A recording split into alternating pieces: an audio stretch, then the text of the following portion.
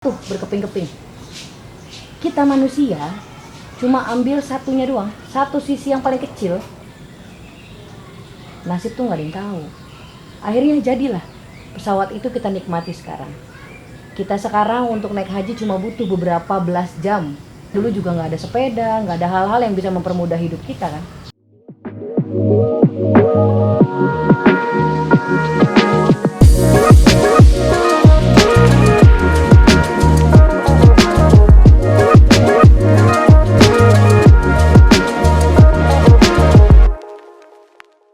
Hai, kembali ke Sounding. Kita mau membahas mengenai mistik.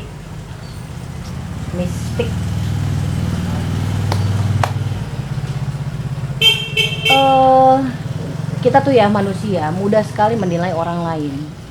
Mudah sekali menilai kebenaran dan kesalahan. Mudah sekali menilai bahwa itu orang pasti pakai dukun deh. Itu dia pasti pakai susuk deh.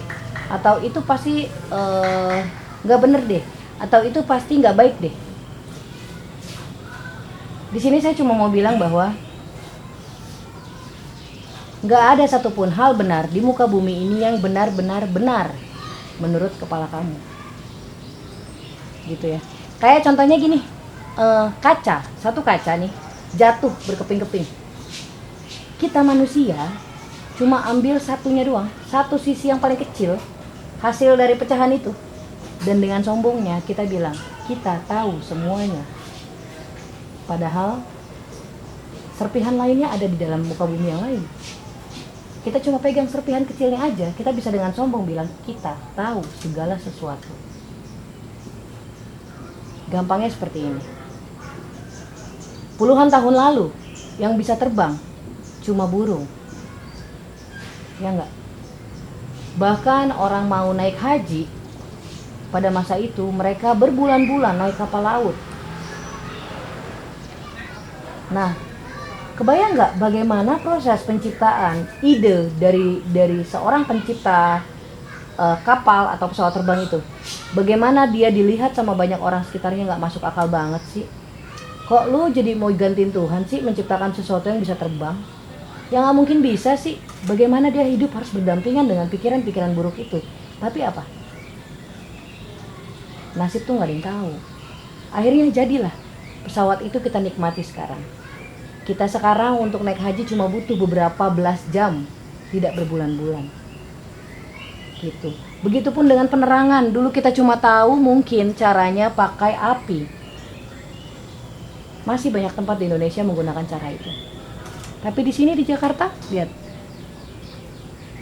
Tinggal satu pencetan, kita bisa punya cahaya. Poin di sini adalah berhenti menuhankan pikiranmu. Belum tentu yang kamu pikir benar adalah benar. Karena khawatirnya begini, ketika kamu merasa itu benar dan ternyata itu tidak benar, kamu lupa pikiran itu yang kamu sampaikan ke orang-orang, yang kamu gaungkan ke orang-orang menjadi gibah jamaah itu adalah salah satu hal yang harus kamu pertanggungjawabkan. Gitu ya teman-teman ya. Belajar lagi dari fenomena zaman dulu lah. Kita dulu juga nggak ada sepeda, nggak ada hal-hal yang bisa mempermudah hidup kita kan. Nggak ada kulkas, nggak ada TV. Bagaimana kita melihat sebuah kotak isinya gambar, di dalamnya ada manusia? Apa nggak zaman sebelum Masehi itu ngelihat gambar kayak gitu dibilang itu setan? Ya, perubahan zaman itu ada. Perubahan zaman itu jelas ada. Jika memang kita mulai harus beradaptasi dengan itu, berhenti jika tidak mengerti, lebih baik bertanya atau diam. Jangan mengambil kesimpulan dan menceritakan ke orang-orang seolah-olah itu adalah sebuah kebenaran. Karena suatu hari nanti cerita itu ternyata tidak benar, maka kamu bertanggung jawab penuh atas setiap ucapan yang kamu lontarkan keluar. Kita nggak usah bahas dosa. Dosa masih jauh, urusannya bukan sama saya, sama Tuhan. Kita bahas mengenai karma. Segala sesuatu yang terjadi di dunia ini akan kamu balas di sini juga. Dan karma is real, unseen is real. Ya, hari ini saya duduk pun di depan kalian dengan sebuah benda yang sangat kecil, kamera. Tahun 2009, teman-teman saya yang jurusan film, mereka pakai kamera rel yang besar-besar. Nggak ada kamera kecil-kecil. Segala sesuatu yang menurut kamu tidak mungkin, hari ini bisa jadi 10 tahun ke depan itu sudah berubah. Jadi berhenti seuzon. Berhenti seuzon, berhenti melabel sesuatu, berhenti judgement. Buka pikiran bahwa segala sesuatu pasti akan berubah. Kita aja manusia berubah. Apalagi teknologi, apalagi masa, apalagi dunia. Kalau kita nggak bisa mengikut berputar di dalamnya, kita akan mati sia-sia.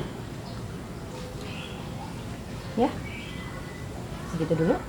Terima kasih sudah duduk manis.